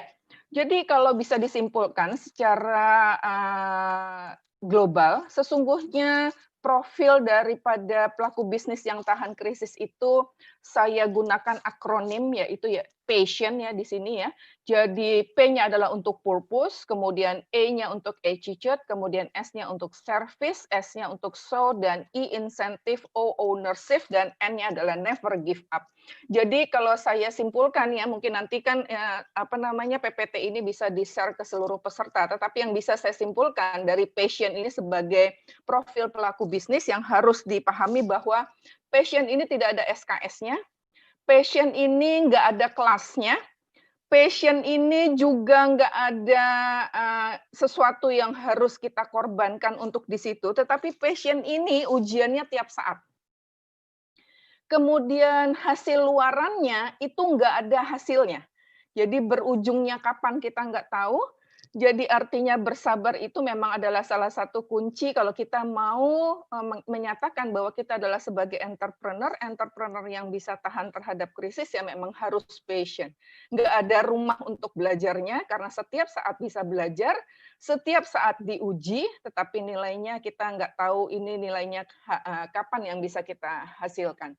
Nah, kira-kira itu saja yang saya sampaikan kepada Bapak Ibu. Saya sudah diingatkan oleh Prof. Idris. Saya berharap nanti sebetulnya bisa tanya jawab yang bisa lebih memperkaya ya terhadap sebetulnya apa sih profilnya. Tapi nanti juga saya agak ragu juga ini kira-kira nanti tanya jawabnya hanya singkat-singkat gitu kali ya, Prof ya. Oke, baik. Saya tutup saja dulu sambil kita dengar pembicara kedua kita. Terima kasih, Prof. Wassalamualaikum warahmatullahi wabarakatuh.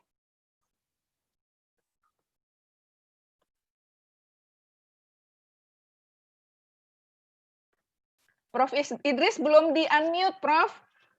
Prof di-unmute. Iya. Oke, silakan, Prof. Ya, terima kasih Bu Yolanda ya. Baik, pembicara berikutnya adalah Dr. Margareta Bonawati Talim ya, MSI. Beliau adalah akademisi dari Universitas Katolik Parahyangan yang juga menjabat sebagai Ketua Pusat Kajian Human Entrepreneurship Unpar. Ibu Bonawati menulis tulisan ilmiah tentang bisnis dan mengangkat topik UMKM untuk disertasinya di tahun 2019. Ibu Bonawati menerima penghargaan Best Human Entrepreneurship Paper Award. Ya. Nah, saya tidak mau perpanjang waktunya lagi. Silakan Bu Bonawati yang ingin melakukan pemetaan kondisi UMKM di masa pandemik 2020. Silakan Bu.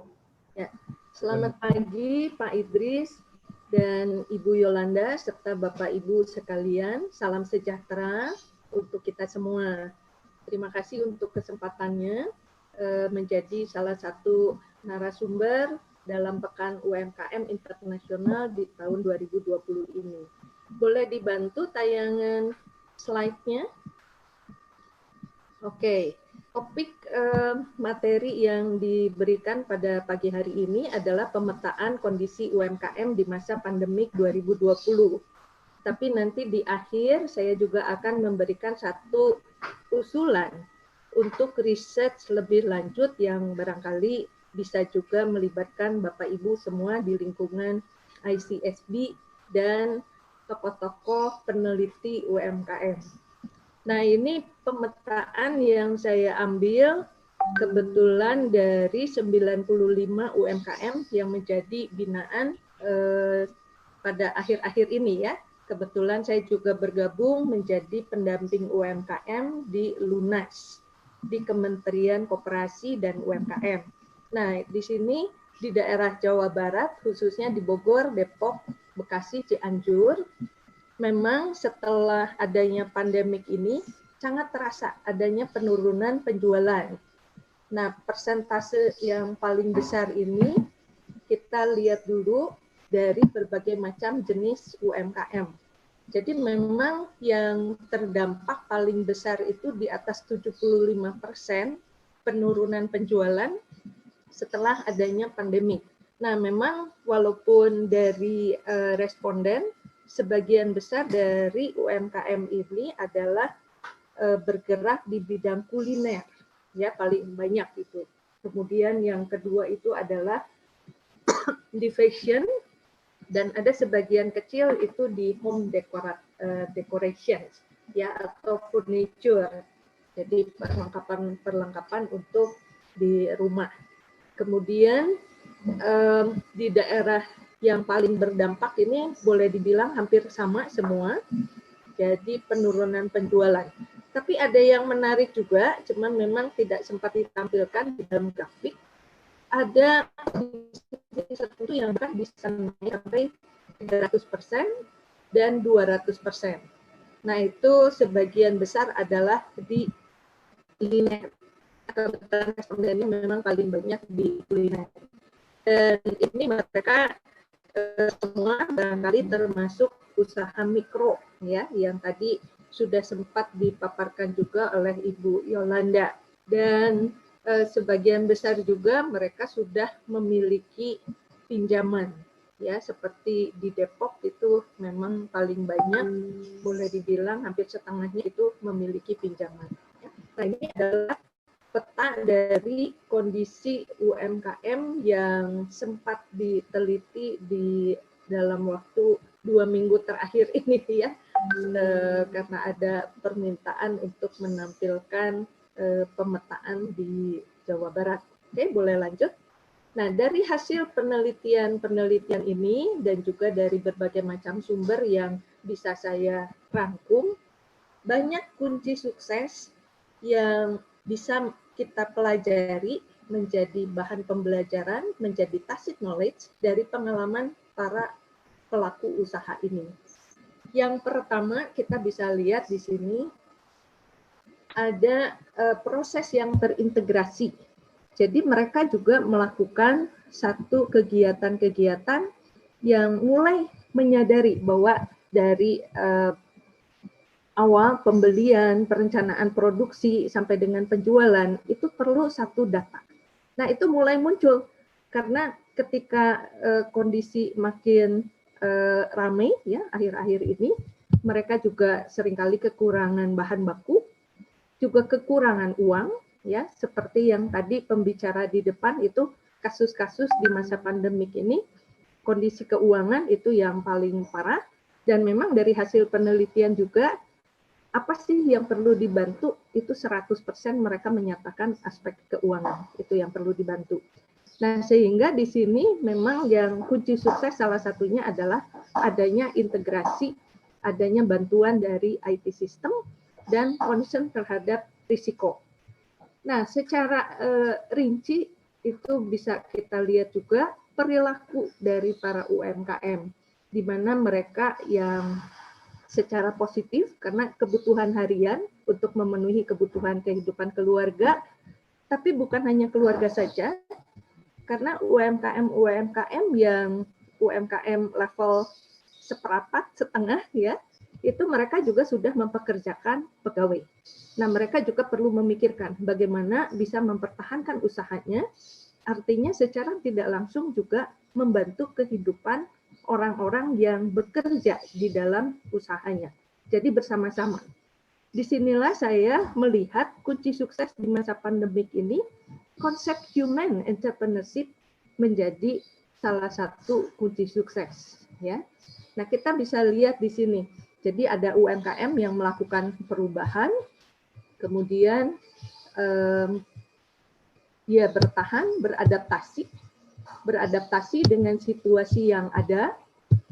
Artinya banyak juga yang seperti saya tampilkan di gambar di sini, ada satu UMKM yang tadinya bisnisnya adalah memberi les musik.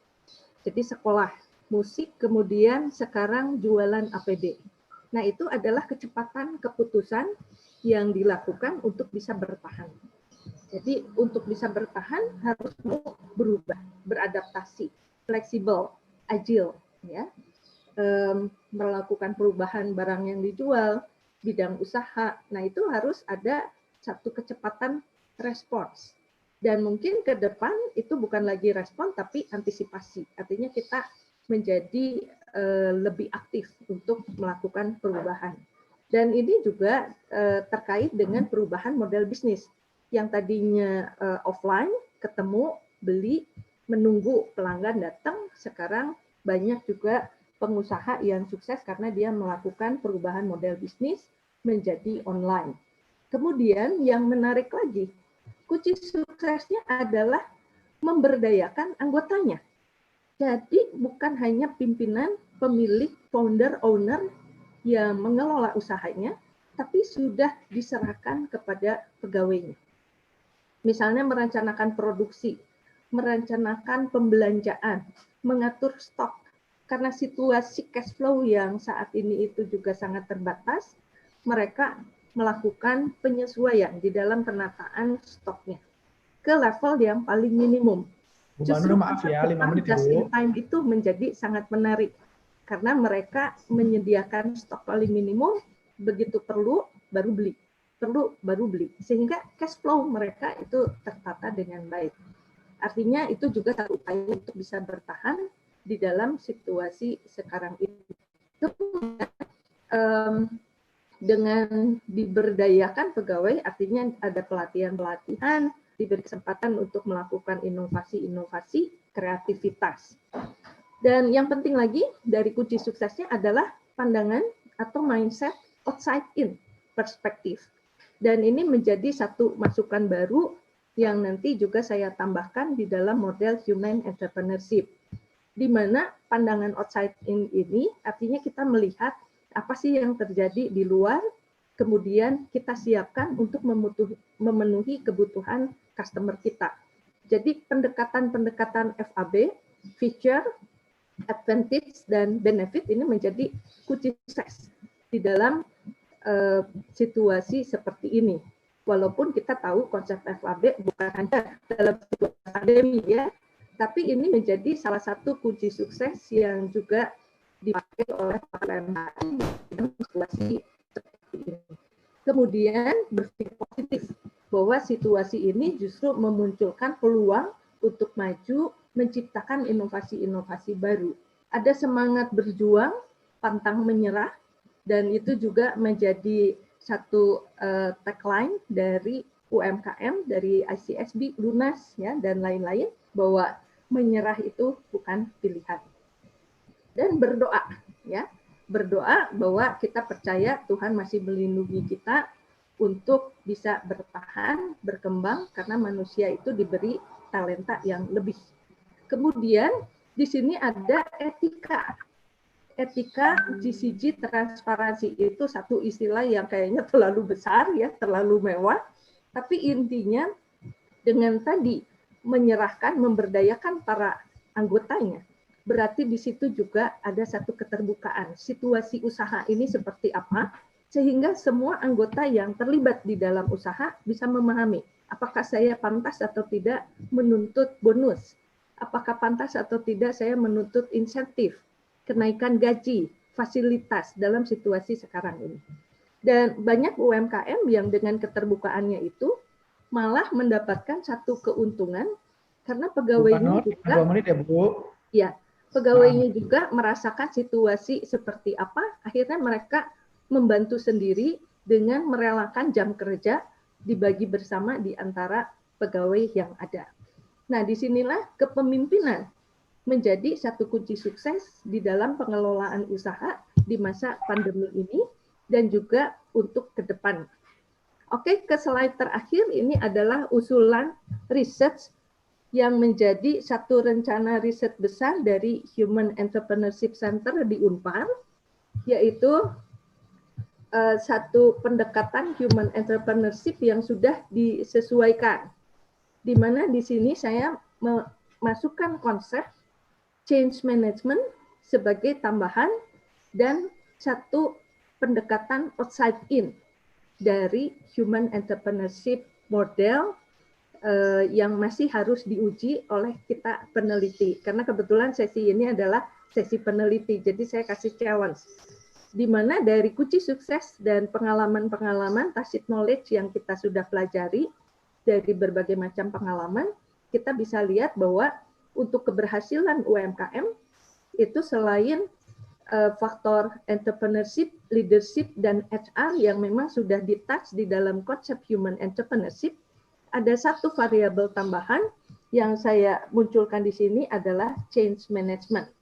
Dan karena di sini pendekatan perilakunya sangat kental, maka variabel-variabel yang ada di dalamnya juga itu sangat banyak menyentuh aspek soft skill atau aspek soft di dalam perusahaan, sehingga saya juga menambahkan satu variabel lagi, yaitu culture.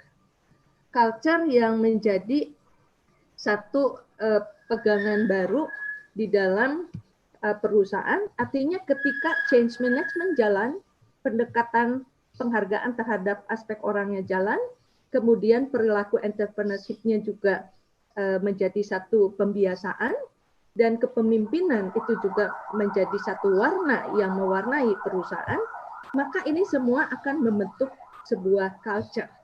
Sehingga variabel baru yang ditambahkan di dalam human entrepreneurship ini adalah change management, culture, dan pendekatan outside in dalam pengelolaan usaha. Mungkin satu term baru yang saya akan usulkan adalah outside in human entrepreneurship model yang bisa menjadi satu research baru untuk kajian UMKM. Barangkali itu saja Pak Idris. Terima kasih. Terima kasih banyak Bu Bano. Jadi itu bisa dijadikan sebagai masukan juga untuk teman-teman semua yang ingin nanti bersama-sama Bu Bano, boleh Bu ya, nanti bersama-sama lakukan penelitian. Ya, silakan Pak, sangat terbuka. Nanti saya akan launching proposalnya, kuesionernya untuk bisa melibatkan Bapak Ibu semua. Baik, oke. Sekarang sesi tanya jawab, ada 2 pertanyaan untuk masing-masing, satu pertanyaan untuk Bu Yolanda dan satu pertanyaan untuk Bu Bano ya. Karena waktunya sangat singkat sekali.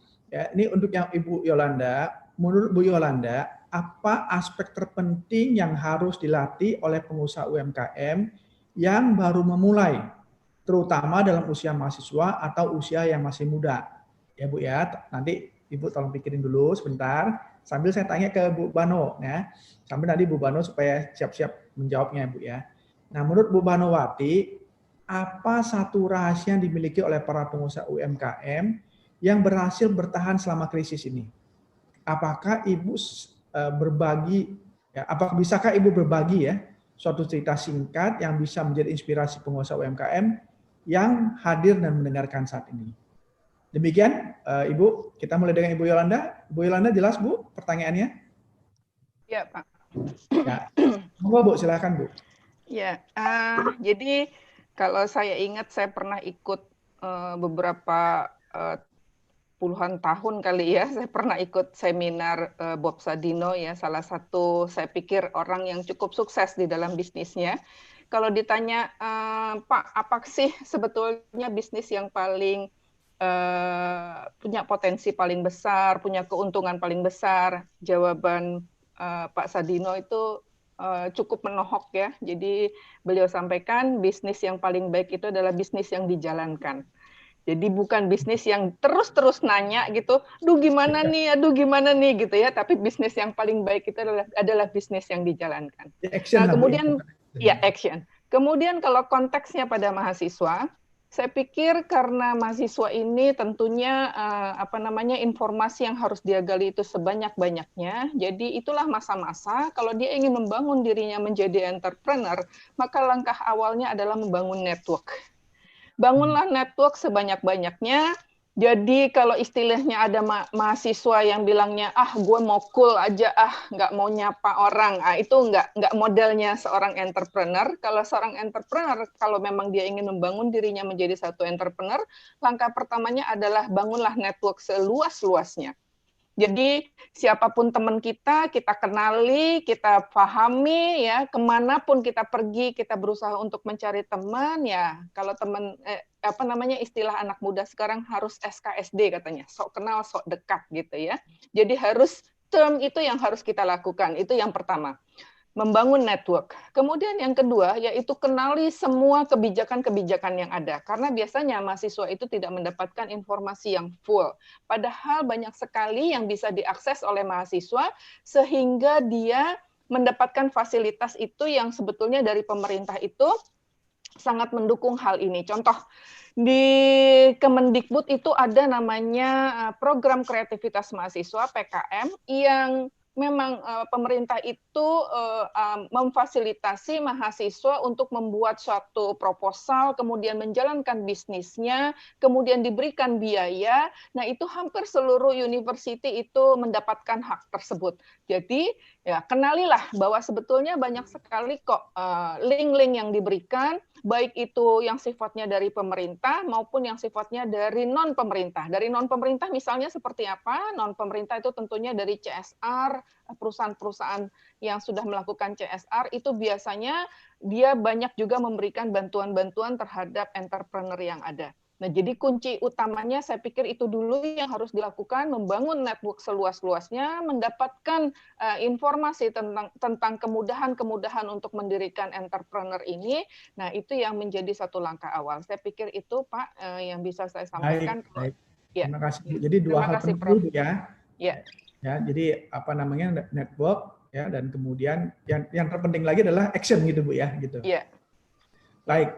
Bu Bano, monggo Bu, silakan. Ya, tadi ditanyakan kunci sukses ya, cerita sukses dari para UMKM selama masa pandemi ini. Ya, sebetulnya yang tadi disampaikan kunci-kunci sukses itu saya ambil dari cerita-cerita teman-teman UMKM. Betul. Jadi kalau saya bisa simpulkan dari pengalaman-pengalaman itu, yang pertama adalah kepemimpinan. Jadi kerelaan dari pemimpin di UMKM itu biasanya sekaligus foundernya atau pemiliknya atau pelaku usahanya, dan mereka biasanya masih terjun ya, entah itu sebagai manajer keuangannya, direkturnya ya, walaupun seringkali sebagian besar dari UMKM itu belum ada nama jabatan di dalam usahanya karena organisasinya belum terbentuk. Tapi UMKM yang dari mikro mendekati ke menengah, sebagian besar itu sudah lebih rapih ya, lebih tertata organisasinya.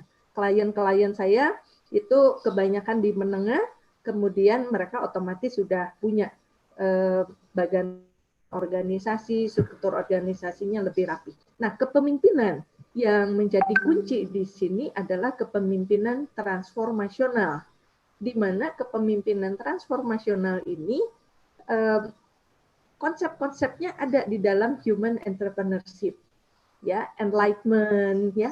Jadi banyak memberikan pencerahan-pencerahan, kemudian bahwa ke depan itu kita harus seperti apa. Itu banyak pimpinan-pimpinan ini memberikan nuansa-nuansa, ayo kita harus maju, kita harus begini, kita harus begitu. Lihat tetangga kita, kalau kepingin lebih maju, bagaimana caranya? Diskusi. Nah, berarti kepemimpinan transformasional ini juga memberikan satu kepercayaan, trust kepada orang. Artinya penghargaan terhadap aspek manusia di dalam organisasi. Ini juga menjadi kunci sukses. dari para UMKM yang ada. Mereka menghargai, merespek, memberikan rasa percaya bahwa setiap anggota yang ada di dalam usaha ini adalah anggota keluarga.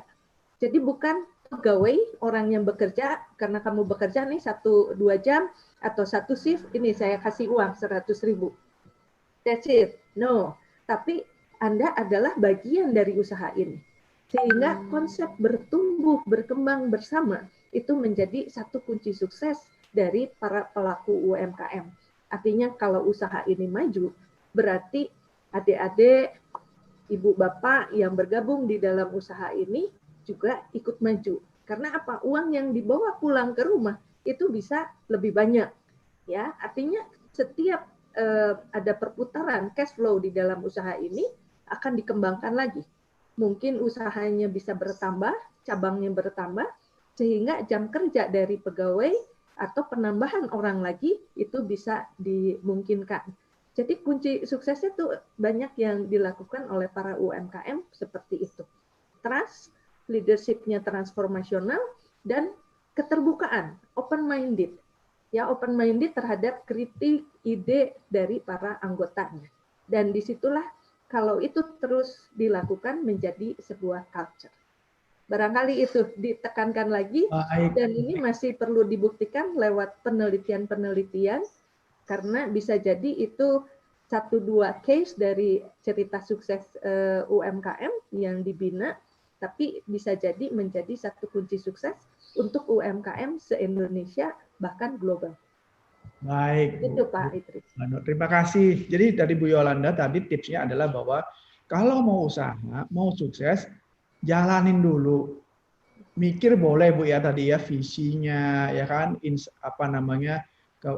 dari sisi eksternal, internal dan sebagainya boleh, tapi jalanin. Ya, kan gitu Bu ya, kan bahasa sederhananya Bu ya, Bu Yolanda ya. Jadi jalanin dulu yang penting. Itu. Nah, kalau dari Ibu Bano, karena beliau juga sebetulnya dari Human Entrepreneurship, human kan orangnya gitu. Ya Bu ya. Jadi diwongke gitu loh, diwongke orangnya gitu kan gitu ya, yang melakukannya gitu. Jadi pada saat kita berhasil, orangnya diwongke, dihargai. Pada saat kita sedang menghadapi masalah, ingat ya, yang tim bersama kita itu juga adalah manusia yang perlu hidup juga, kan gitu Bu ya. Jadi kalau dimanusiakan, dia juga akan ingat. Jadi kita akan sama-sama maju. Jadi ini dua-duanya nih, baik Bu Yolanda maupun Bu Banowati ini sangat mementingkan orang gitu ya. Jadi yang satu orangnya harus action, yang satu actionnya itu harus mikirin orang lain kan gitu. Nah, mudah-mudahan dengan niat baik kita ini, bahwa kita memikirkan orang, ya kalau kita memikirkan kelompok di UMKM kita itu bisa maju, ya bayangkan berapa banyak kelompok UMKM yang ada di Indonesia, ya yang tadi Bu Yolanda sudah sebutkan jumlahnya itu sudah sedemikian banyak, maka harapannya adalah Indonesia akan maju. Jadi slogan UMKM maju, Indonesia maju itu bisa kita capai bersama begitu Bapak Ibu ya. Nah ini saya diingatin oleh panitia nih bahwa waktu kita ini nanti totalnya adalah sampai pukul 11. Tetapi sebelumnya katanya Mas Taufik ini akan menyampaikan sesuatu nih. Ya, oleh karena itu kepada Bu Yolanda dan Bu Banowati, saya terima kasih. Kepada Bapak Ibu semua pendengar, saya ucapkan banyak terima kasih juga. Saya mohon maaf bila dalam sesi ini ada yang kurang. Ya, yakinlah Bapak Ibu bahwa kami tidak berniat untuk itu, tapi sebagai manusia selalu saja kami tidak sempurna Bapak Ibu. Baik, kalau gitu saya serahkan ke Pak Taufik. Pak Taufik, silakan Pak Taufik. Belum dia unmute Pak Taufik, maaf.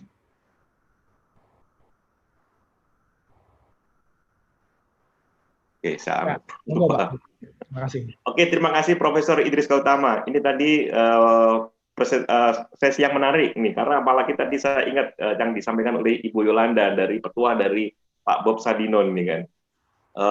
Kalau tidak melakukan ya tidak akan jadi kayak ini nih kan. Ini sesuatu yang menarik ini. Meskipun hari ini adalah sesi yang peneliti, dan peneliti biasanya kan dipersepsikan ini kan, hanya meneliti, hanya observasi, tidak melakukan ini. Tapi tadi menarik sekali yang disampaikan oleh Ibu Yolanda ini kan. bahwa kita ini nantinya kalau hanya sekedar mengkaji, meneliti segala macam tidak melakukan, nggak bisa. Nah ini tapi yang menarik inilah dari ICSB ini. ICSB itu adalah suatu ekosistem yang mengumpulkan ada entrepreneurnya, ada profesionalnya, terus kemudian ada penelitinya kayak gini kan. Karena apa? Karena kalau nanti melakukan tanpa ada kajian, kemajuannya juga nggak akan cepat kayak gini kan. Terus kemudian nanti kalaupun ada kayak krisis, reaksinya juga tidak akan bagus ini. Nah ini kita nanti memang hari ini dan mungkin dalam minggu ini kita mungkin memang banyak kajian-kajian yang menarik. Harapannya nanti adalah para pelaku UKM yang hari ini mengikuti nanti juga bisa menindaklanjuti ini kan. Karena tadi pesannya Bu Yolanda dari pesannya Pak Bob Sadino itu sangat menendang sekali gitu kan. Nah kita akan mendengarkan juga nih kan analisa dari tim kami dari Mbak Tasya yang nanti akan membawakan materi mengenai gagasan pengembangan UKM di Indonesia. Sekali lagi terima kasih Profesor Idris Gautama, Bu Yolanda dan Ibu Bano. Oke, terima kasih. Baik Pak, terima kasih. Ya. Ada gagasan yang ingin disampaikan Bu Tasya mungkin? Saya kembalikan ke Bu Tasya atau gimana? Ke Mbak Tasya sekarang, nanti kita akan dengarkan Mbak Tasya. Nah. Baik, terima kasih Bapak Taufik dan para rekan-rekan panelis, pembicara, dan moderator sekalian. Ada beberapa gagasan singkat dari kami yang sekiranya semoga bisa bermanfaat bagi rekan-rekan semuanya. Kita tadi sudah melihat banyak sekali insight yang sangat berguna dan sangat menarik terutama untuk mengenai tantangan, fakta, profil bisnis, dan profil pengusaha UMKM kita di Indonesia saat ini.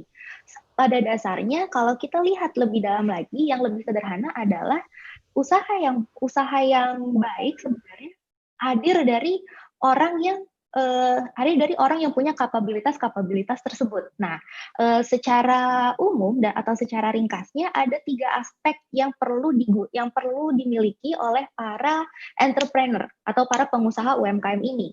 Lah, apa aja sih? Ada 3 sebenarnya yang paling penting. Pertama, kemampuan untuk melihat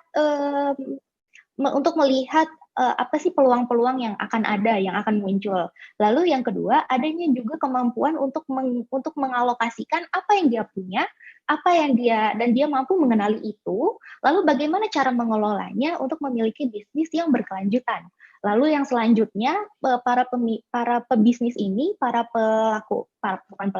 pengusaha UMKM juga harus memiliki satu sifat yang terkenal ada di antara para pengusaha, yaitu mengenali dan mengambil risiko. Perlu keberanian seperti itu. Nah, mengapa sih perlu seperti ini? Kalau kita lihat di slide selanjutnya, ketika kita ingin mengalokasikan apa yang kita miliki dengan baik, kita bisa menggunakan 5 cara yang sederhana ini. Pertama, kita harus menganalisis situasi saat ini. Caranya mudah, banyak sekali informasi-informasi tersedia di media sosial dan juga tersedia di internet. Walaupun sangat beragam dan tidak semuanya benar, kita sudah punya akses informasi yang terbuka lebar sehingga Bapak Ibu bisa mulai atau rekan-rekan pengusaha lainnya bisa mulai mengenali analisis terkini dari internet dan juga dari lingkungan di sekitar kita.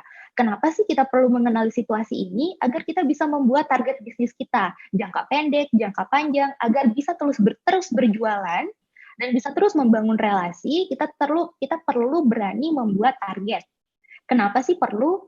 Agar usaha kita itu tidak hanya itu saja. Setelah itu, ketika kita berani menargetkan bisnis, akhirnya kita bisa menciptakan strategi dan taktiknya. Jangan lupa untuk menciptakan strategi dan taktik, kita harus mempertimbangkan 2 hal utama.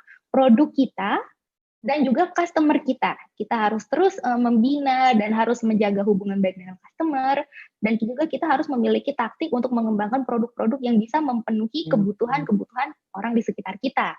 Lalu selanjutnya kita perlu mendetailkan perencanaan. Kenapa sih perlu didetail? Karena kan sekarang ini situasi sangat berubahnya cepat. Apalagi kalau UMKM nanti bakal ada dan bisnis secara umum nanti ada reaktivasi segala macam. Kita perlu merencanakan kira-kira bisnis apa mau dijalankan saat apa. Seperti itu. Lalu selanjutnya ada evaluasi kinerja. Kita harus mampu, bisa, dan berani menilai ke diri kita sendiri. Kira-kira usaha kita yang A, B, C, D ini sukses tidak ya? Rugi tidak ya? Kita harus berani in order karena kita harus terus belajar sebagai pengusaha. Lalu setelah itu, apa sih yang harus melengkapi kita sebagai pengelola sumber daya ini? Yang namanya bisnis, kita harus berani mengambil risiko. Tapi nggak boleh asal-asalan, kita harus punya fokus, kita harus punya visi, dan kita harus punya tindakan yang berani berkreasi dan berinovasi. Jangan lupa, kreasi dan inovasi ini diperlukan juga dari bagaimana cara kita mengenali dan mengelola sumber daya kita, seperti yang tadi. Contohnya, kalau kita memang sudah punya resource atau sudah punya sumber daya pengetahuan dan juga skill dan juga orang-orang dan juga punya bahan baku untuk membuat produk pangan misalnya atau punya produk pakaian, kita harus bisa berkreasi dan berinovasi untuk menjawab semua tantangan di dunia, semua tantangan saat ini. Lalu jangan lupa untuk terus selalu percaya diri, jangan ragu-ragu dan terus bisa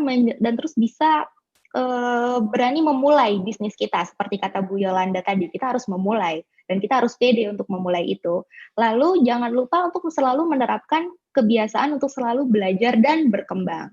Setelah ini diharapkan para UMKM, para pengusaha-pengusaha UMKM di sekitar kita sudah mulai melihat ke dirinya sendiri seperti apa sih menjadi pebisnis yang tahan krisis.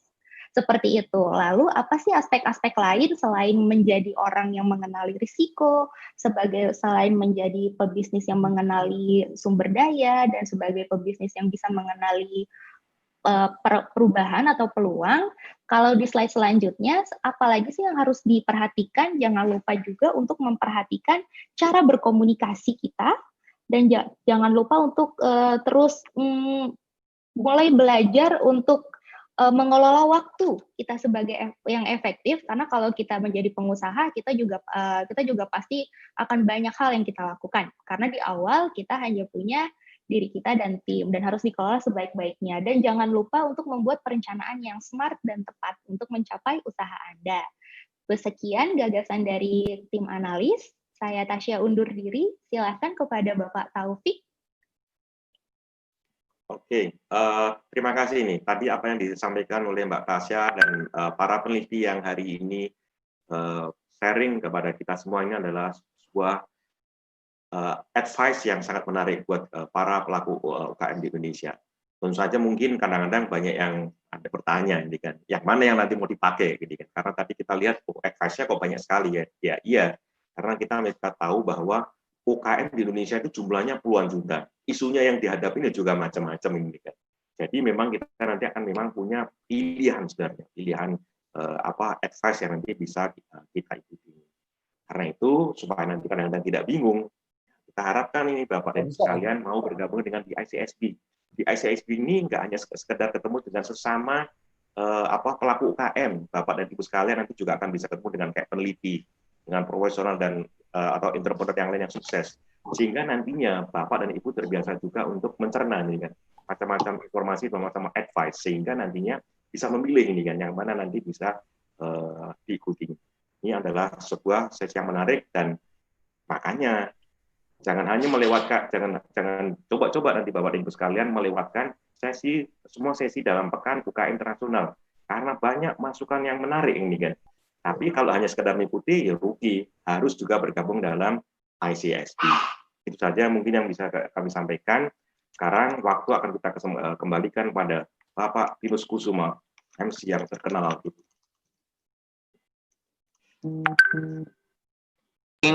Bapak Taufik untuk Pekan UKM Internasional 2020.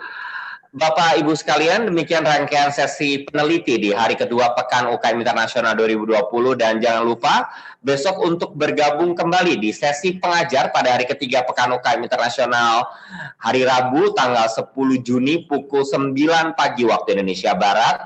Kami mohon para peserta untuk bisa bergabung di link yang sama 30 menit sebelum acara dimulai.